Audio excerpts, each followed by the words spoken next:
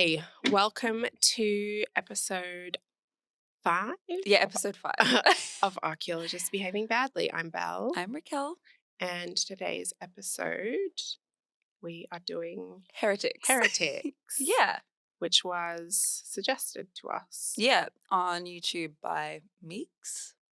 So thank you. Yeah. We're going to do that. Before we get started, I just wanted to quickly talk about a couple of things. One was in our first episode, I did Caligula, and I just saw a meme about him, and I cannot for the life of me remember if I talked about this. So sorry if I did, and it's not new, but he waged war on Poseidon. Oh, didn't you put this up on our story. on Instagram? But I saw that and I was just like, I don't think I talked about it, but fuck, that's funny. That's huge. That's a big person to go to war with. A mythical god. A mythical of the god. sea. Yeah. Amazing. And the other thing I wanted to talk about quickly was, I can't remember what episode we talked about Howard Carter and Tutankhamun. I think it was episode 3, Mummy? No. Episode 3. Mummies. Okay. Yeah. My sister sent me a thing about the younger lady who is a mummy that was discovered and recent. So first they kind of thought she might have been Nefertiti, but recent DNA testing, like in the last 15 years or so, shows that she was Tutankhamun's mother. There you go.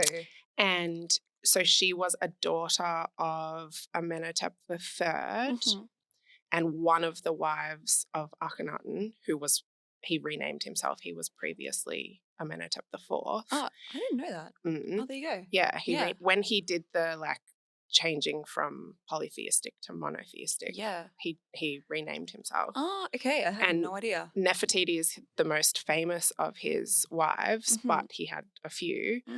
So the younger lady, they have a couple of theories of who she is, because Amenhotep III had 8 daughters. Yeah. She was one of them. She was the full sister of Akhenaten. Okay, yeah. So they were fully brother and sister. Yeah.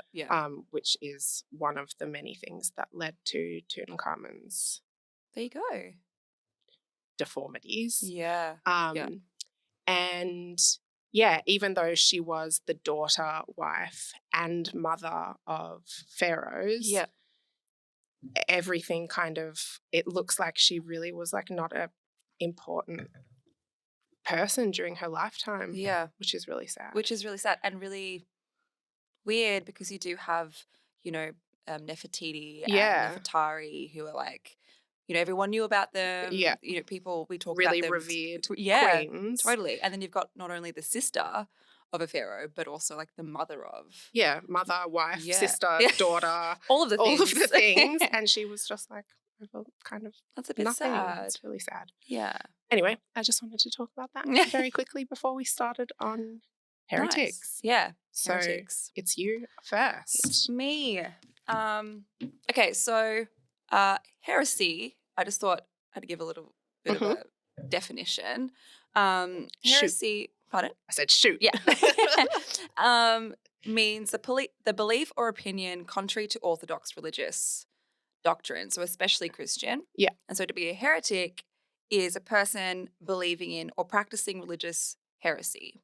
So going against what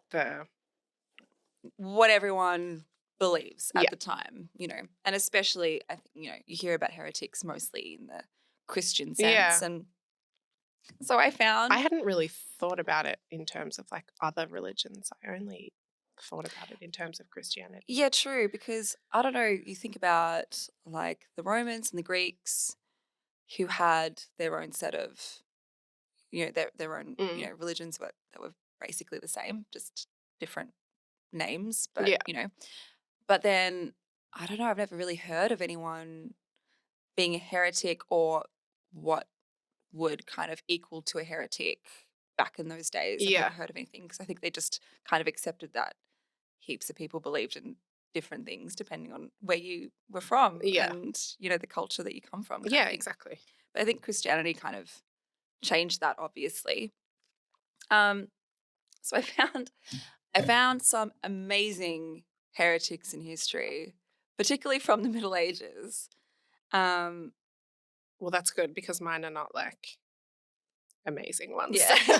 At least one of us did something cool. It's a balance. It's a balancing out, you know? We've got this. So one of the first ones that I found is this guy is named, he's known as Vilgard of Ravenna, which Sorry. Vilgard of Ravenna, which definitely sounds like something from The Witcher or from Lord of the Rings or something, like Vilgard, like, I don't know. That's where my mind went to. Anyway, he was Italian, so definitely not. And he lived in the town of Ravenna. I've never heard of this city before. Turns out this city in Italy, which was a part of Florence at the time, like in the Florence kind of, I don't know, area thing. I don't know a huge amount about Italy in general, so no, neither. I don't know what you're talking about. Yeah. I've heard of Florence. Yeah. And this town was actually the capital city of the Western Roman Empire. Oh, shit. Yeah, between 408 AD and all throughout the 5th century, pretty much. And afterwards, it was still a central city throughout to like 751 AD. So it was a very important place. Never heard of it before. Nah. Never. And I traveled through Italy recently. Yeah, and lucky you. Yeah, but like never even didn't show up in anything. Yeah, interesting. Yeah, so apparently very important place. There's probably some cool shit there too. Yeah, so I think it's particularly known for its Roman and Byzantine architecture. So this guy Vilgard was from around 970 AD.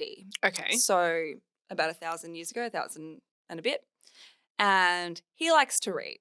Okay. Right? That's his thing. Cute. He's super into like old Latin, Roman texts, like classics, authored by Virgil, Horace, and Juvenal, which are just famous literary figures back in like the 1st century BC. Okay. So like Virgil was the guy that he wrote the Aeneid and other stuff, so he's pretty famous. Anyway, so this guy, Vilgard, becomes so obsessed with these texts, I guess, and the authors especially. We love an obsession. Love an obsession. He becomes so obsessed that he sees the spirits of these, authors. And the spirits of the authors. Of the authors. Of the text. Okay. So particularly of Virgil, Horace, and Juvenal. And these spirits tell this random guy, 1,000 years after this, these authors were around, that he's destined to be as famous of course as they are. Of course. Of course, because that's naturally how it goes. Yep. So after this, he starts going around to people saying that they should probably just like stop whatever they're doing and whatever they believe and start believing every single thing that the authors have ever written. Cool. So he's crazy. So he's insane, basically. So Virgil wrote the Aeneid, which is a book very similar to Homer's kind of epics and stuff. The Aeneid is supposed to basically start from where the Iliad stops. Okay. I don't know any. I've heard of it, but I don't know anything. Yeah. So I don't know anything about much of anything. Yeah. So neither do I, and that's why we do this. That's why we do this. So the Aeneid basically starts from where the Iliad leaves off, and where the Iliad kind of leaves it is the Trojan War happens. Yeah.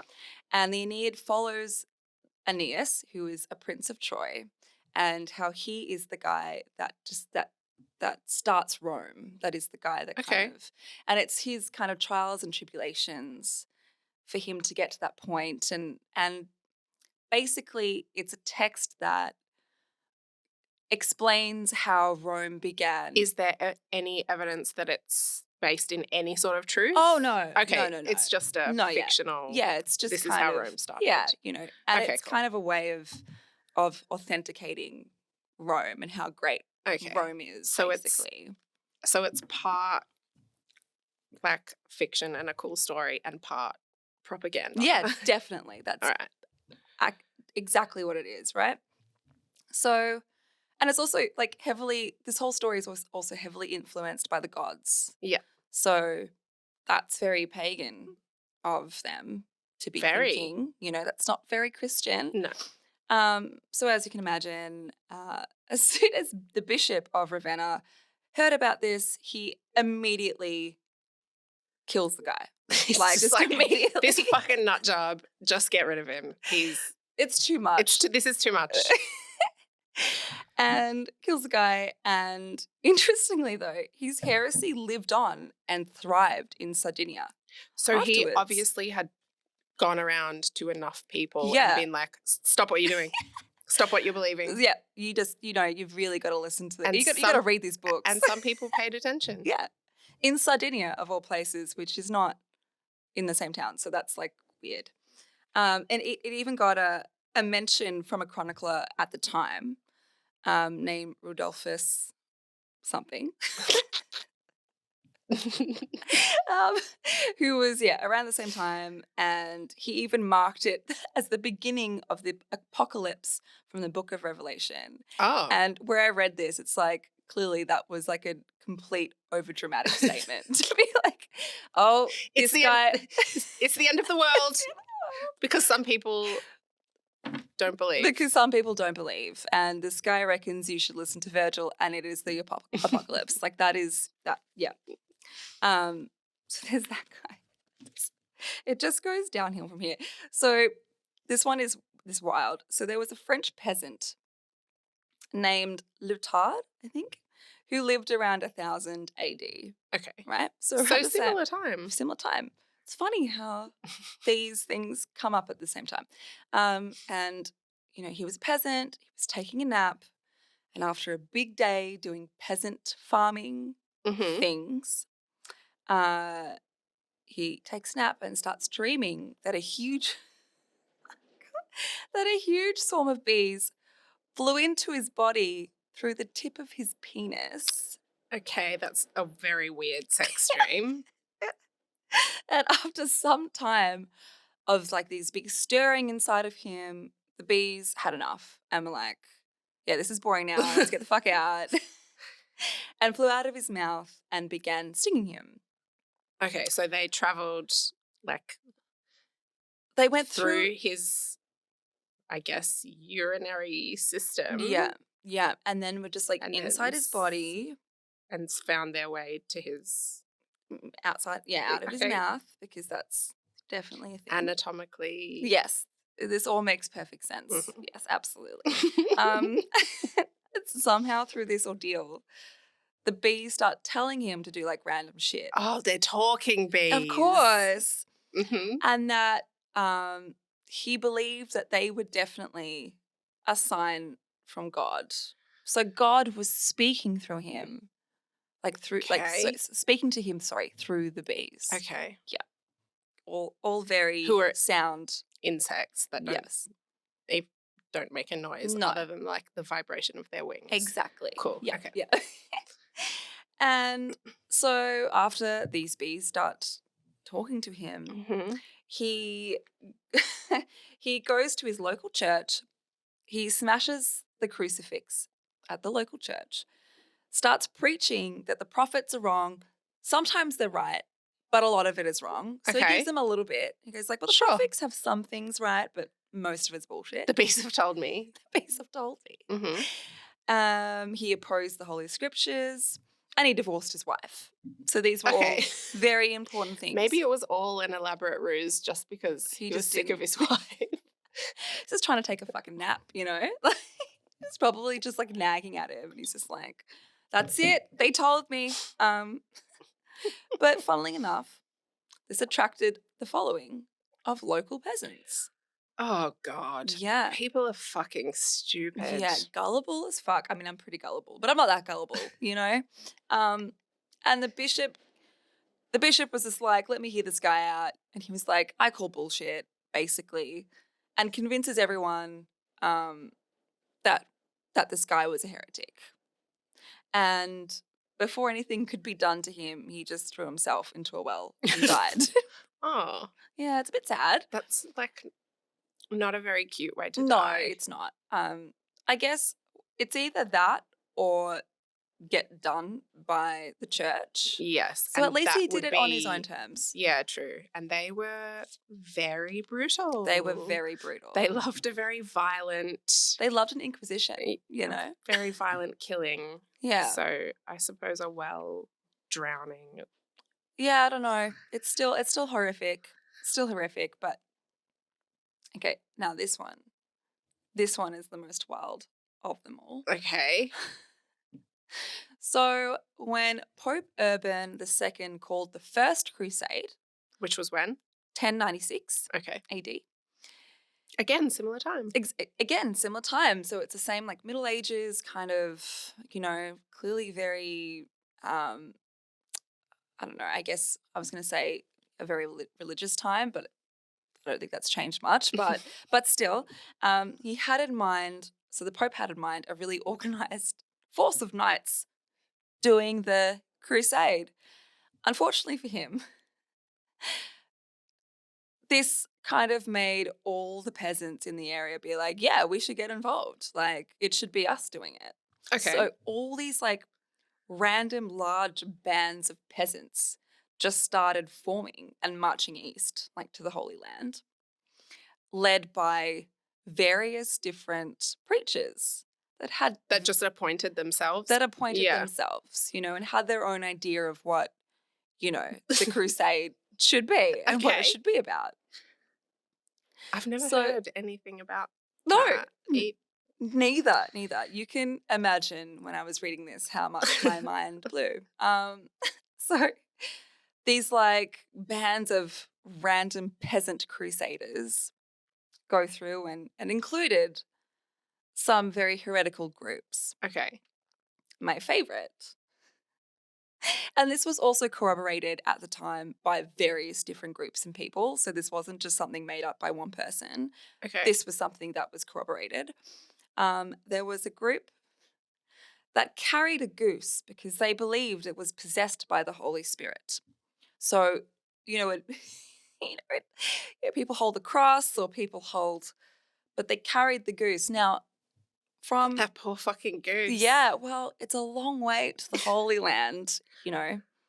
It's a long way. That's a long time. Did you read what led them to believe that it was possessed by the Holy Spirit? I don't think that that's really documented properly. And unfortunately, the goose didn't make it. Oh, but they probably from stress. I know, right? There's so much pressure on you to lead these people. It didn't make it, and they definitely ate it. Because they were probably a bit hungry. But other great heretical groups that were at the time was one was following a goat. Okay. Yep. And another one was a woman who carried a cross that she swore fell from the sky.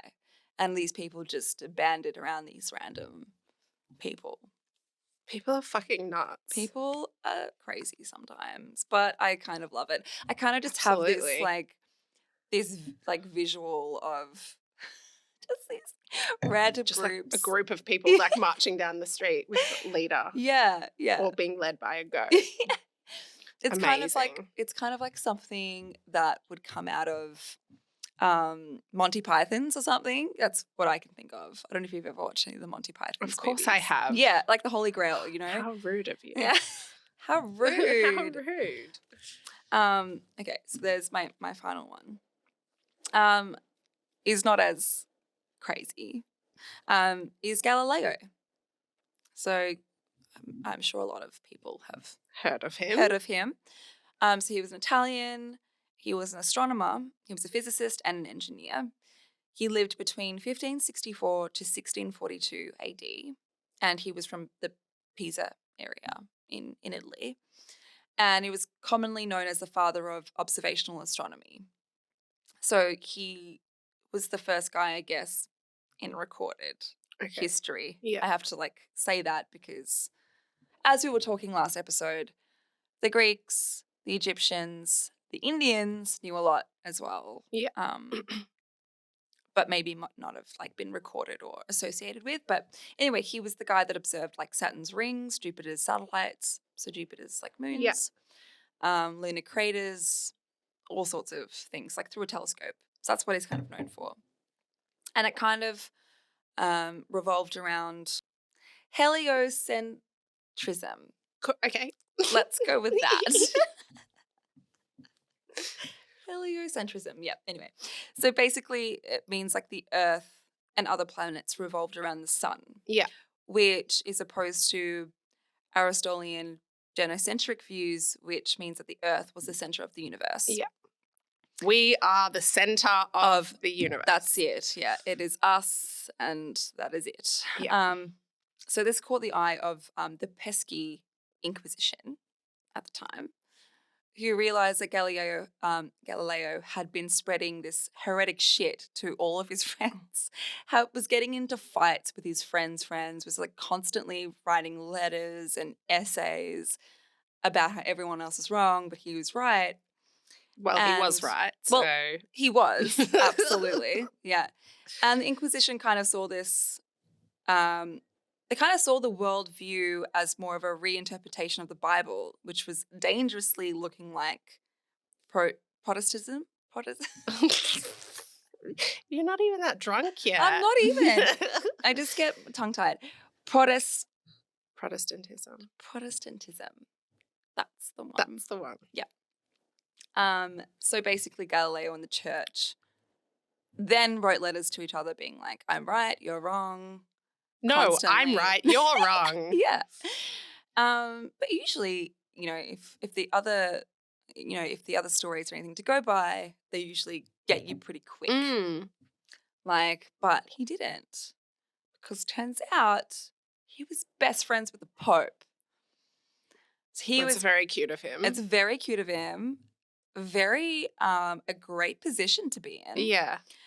And so I guess that's why nothing really happened. Interesting. And then the Pope eventually was like, you need to stop spreading this shit. Just be quiet and we'll pretend like this never happened. I am going to have to kill you.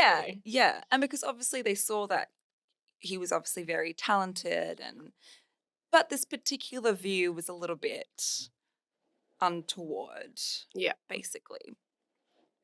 So yeah, they just allowed him to continue. But he was basically called a heretic by the church. Yeah. And then it was agreed upon that he just had to shut the fuck up. How did he die? I think by natural causes. Okay. Pretty sure he was in his 70s. Okay. Yeah. So I think I'm pretty sure he got a full burial thing and yeah. Lucky him. Everyone else got fucking burnt alive. Everyone else got fucking done. Yeah. Yeah. Nice. They were amazing. Yeah. So I thought they were great. Mine are less crazy and funny. It's a balancing act. I love this. One person will be amazing and one person will be quite shit. That's not what I mean. Let me be clear. Okay. So the first thing I was reading about was the Arians, the first big group of heretics. Not to be confused with Hitler's Aryans, which is spelt with a Y. Yeah. So Hitler's belief in an Aryan race was a distortion of an it was a Sumerian cuneiform text about this hybrid group of superhumans. Yeah. And he kind of took that and reappropriated that into his very dangerous, fucked up, horrific mission.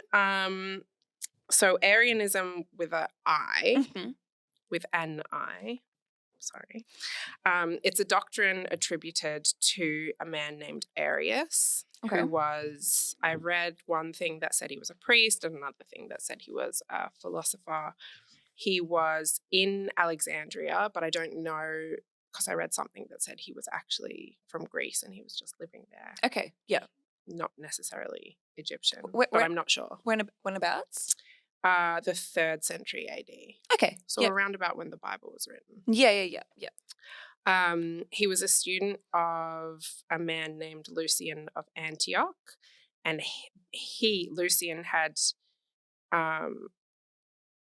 been teaching a kind of modified version of the teachings of a man named Paul of Samosata, who was a bishop in the 2nd century, I think. Yeah. So okay. not that much earlier. It's like a little fringe group from the, the main orthodoxy Christian kind of. Okay, cool. Yeah.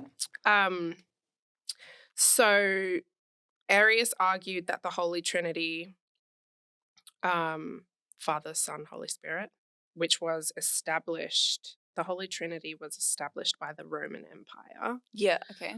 And he argued that that was incorrect. Totally wrong. Totally incorrect. You're wrong. Thanks. Yep. He argued that God was not the same as the Son of God. Okay. That the Son of God didn't always exist. That God, so that God created the Son, yeah, or sons, yeah, and so because of that, like Jesus was not co-eternal with God. Okay. He was like subordinate to God. Okay. Yeah. So not as fucking cool as God, basically. Yeah, not as important, not as all the things. And he argued that the idea of God and the Holy Spirit and like the relationship between the two had to do with God's presence and God's essence being in everything and everyone, being in nature. So it's a little bit more of like hippie vibes. Yeah. Like more spiritual. Yeah. I can totally see that in people today. Yeah, of course. Yeah. The sons of God were inspired by the Holy Spirit, and all children of God can attain divinity through themselves. Okay, which is very different to Orthodox Christian beliefs. I mean, I suppose it's interesting this is at a time when the 3rd century AD is when the Bible was written, and that the kind of when Rome was kind of about to fall apart and like trying to move from like everywhere they'd conquered, which mostly were pagan states. Yeah. Trying to move that to a monotheistic. Mm-hmm. Yeah. Everyone adopt Christianity. Yeah. So the First Council of Nicaea in 325, which was summoned by Emperor Constantine. Yep. Because he was trying to unify the church. Yep. Declared Arianism to be heresy. So there was roughly 300 bishops at the First Council, and only 2 of them refused to sign the creed that Arianism was like heretic. Yeah. Was not a thing. Yeah, not a thing. So Constantine also ordered punishment of death to anyone who refused to surrender Arian writing. And this is like at the same time as Arius is doing his thing. Yeah. Wow. And getting followers and whatever. Yeah. So the creed is, in addition, if any writing composed by Arius should be found, it should be handed over to the flames, so that not only will the wickedness of his teaching be obliterated, but nothing will be left even to remind anyone of him.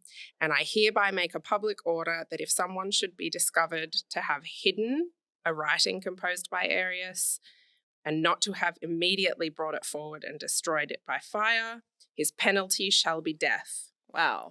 As soon as he is discovered in this offence, he shall be submitted for capital punishment. Wow. So I'm getting the vibes he didn't like it. Not even a little bit. No. So because of this creed, there's like almost nothing original from Arius that exists. Wow. I think there's like a couple of things, but almost everything we know about his teachings is from his opponents writing about like why he's wrong. Yeah, like a rebuttal kind of thing. Yeah.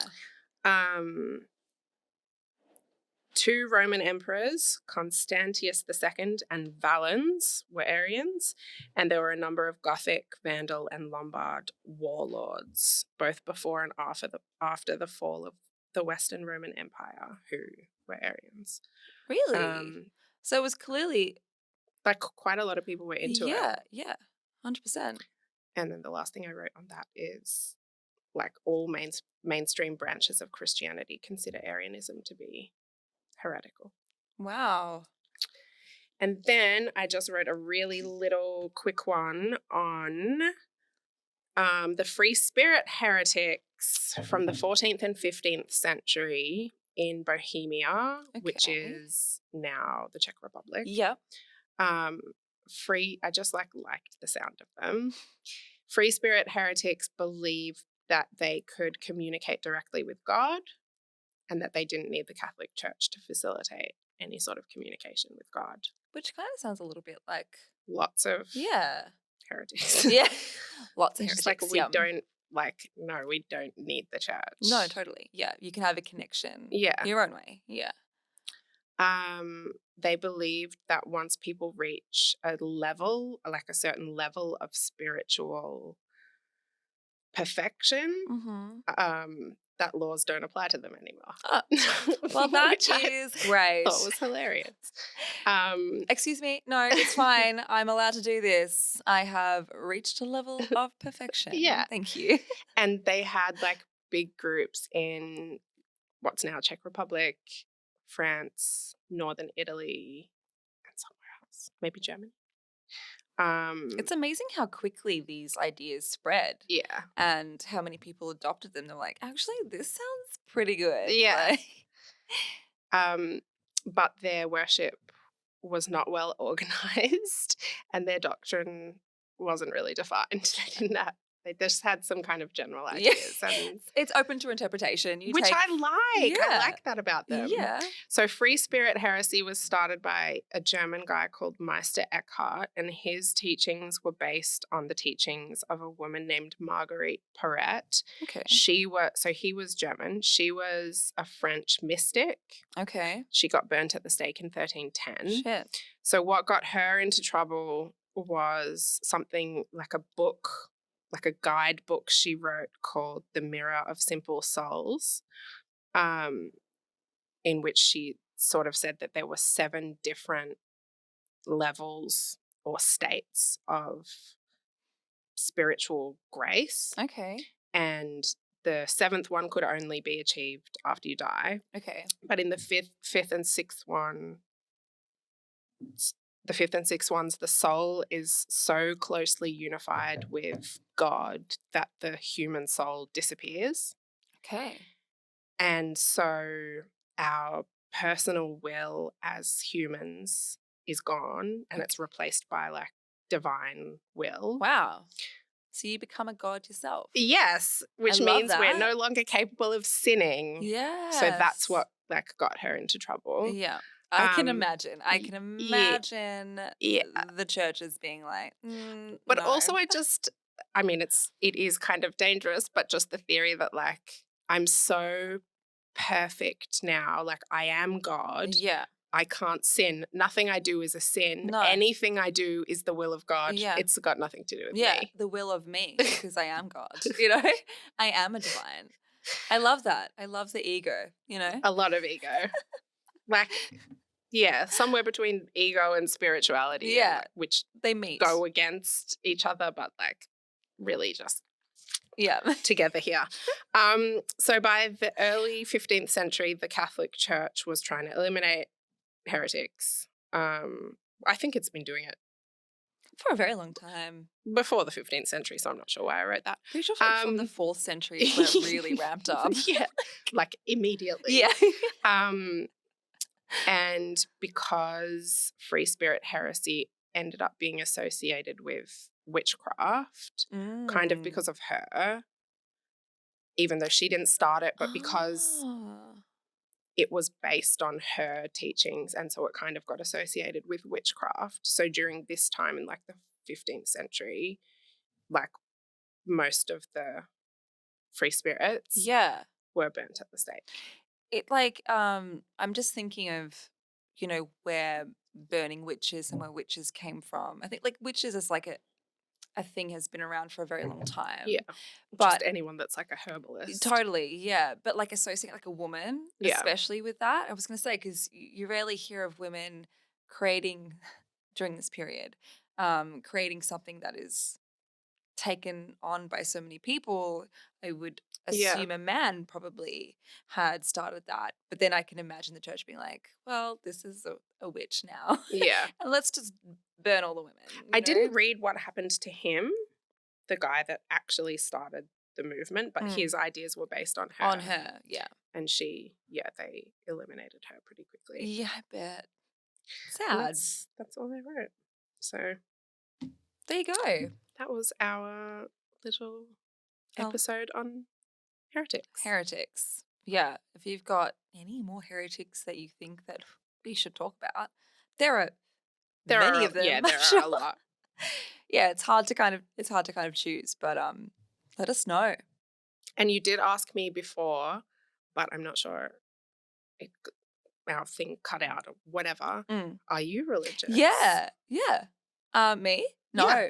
I'm not religious. No, I'm not. I think I'm spiritual in a sense.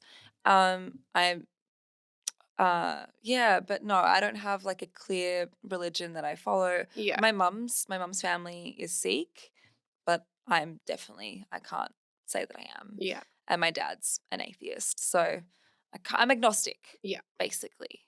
Yeah. What about you? I'm similar. I'm not religious, but consider myself spiritual. Yeah. But I don't subscribe to any particular religion. Yeah. I think it's called omnism, where you see truth in all religions. Yeah. But I also see a lot of bullshit in all religions as well. Yeah. But no, I'm not religious.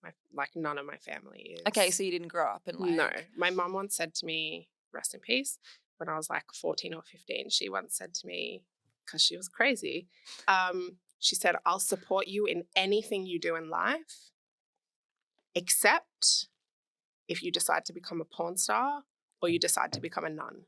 Really? Yeah. Very polar opposite. Yeah, very interesting thing to say to a kid. But yeah, so no, I'm not religious. Yeah, I think, I asked my dad why I hadn't been baptized. And he always said to me, since I was a kid, he was like, I wanted you to make that decision. Yeah, that's cool, and that's how it should be. He's like, it's not up to me to say if you should be baptized or not. It's like, if you grow up and you decide that's what you want, then you should do that. But otherwise, like, I'm not a part of any church to do that. Like, to force it on you. No, yeah, totally. But yeah, I think religion it's so interesting. I have a lot of friends from lots of different types of religions. And like one of my good friends studied religion at like university and stuff, and I think it's so interesting. I actually looked at studying it, but really? all that was offered was theology, which was kind of like leading in preparation to become...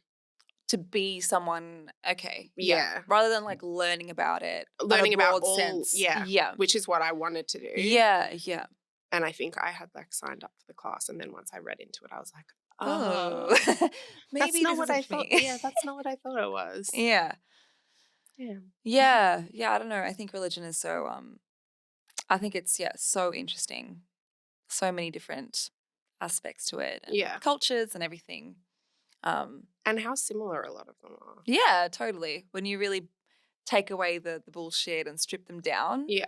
Yeah. Very similar. Yeah. And with really similar, like, myths or stories that Yeah. go into them. The flood stuff. Totally. And like religions across the world Yeah. share a lot of similarities. And a lot of ancient religions too that haven't been around for a long time, like ancient mythology, and all of that. And similarities between that and paganism and others. It's like, such a massive topic. We could do an episode on ancient religions. Yeah, or mythology as well. If you reckon we should do that, let us know. Or we might do it anyway, even if you don't want us to. Yeah, fuck you guys. We don't care. But yeah. Cool. Well, I think that's it. And we will see you next time. We will see you next time. Yeah. Okay. Bye. Bye.